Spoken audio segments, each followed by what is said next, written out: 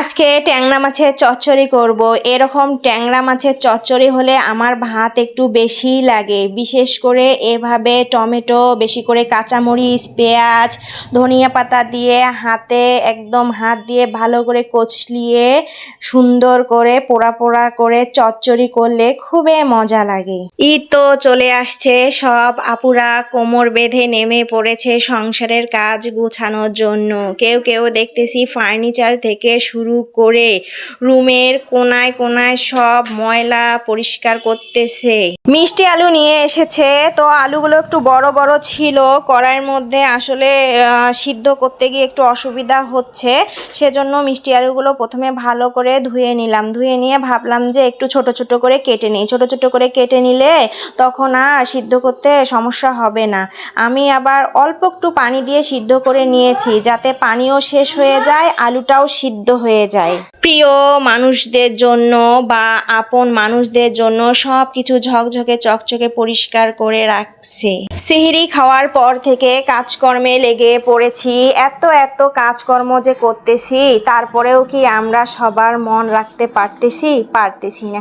কেউ কেউ সবার মন রাখতে পারতেছে, আবার কেউ কেউ কিন্তু কারো মন রাখতে পারতেছে না। হ্যাঁ, এটাই বাস্তবতা, এটাই মেনে নিয়ে আমাদেরকে সামনের দিকে এগিয়ে চলতে হবে। যাই হোক আপুরা, কেউ কিছু মনে করবেন না। এদিকে কথা বলতে বলতে আমার ট্যাংরা মাছের চচ্চড়িটা হয়ে গেছে, এখন নামিয়ে রাখছি।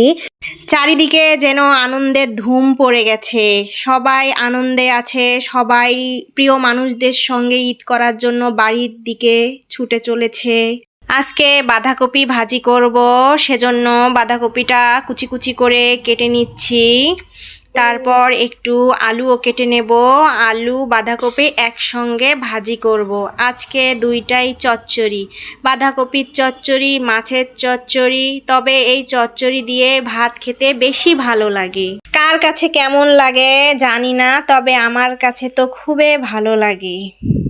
এই ঈদের আনন্দ কি সবার কপালে জুটবে? কার হায়াত কখন শেষ হবে কেউ বলতে পারে না। অনেকেই ঈদ করার জন্য বাসার দিকে ছুটছে, কিন্তু মাঝপথেই তার জীবন শেষ হয়ে যাচ্ছে।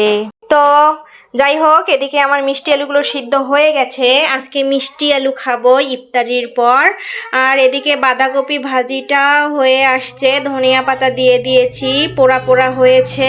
আল্লাহ সবাইকে হায়াত দান করুক, সবাইকে ভালো রাখুক, সুস্থ রাখুক, সবাই যাতে ভালো করে বাসায় গিয়ে ঈদ করতে পারে, এটাই কামনা করছি।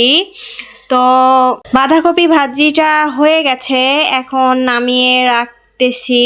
তো ভালো হয়েছে, দেখা যাচ্ছে পোড়া পোড়া হয়েছে। এভাবে পোড়া পোড়া করে বাঁধাকপি ভাজি করলে বেশ ভালো লাগে।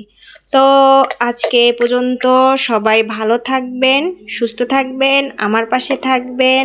আল্লাহ হাফেজ, আসসালামু আলাইকুম।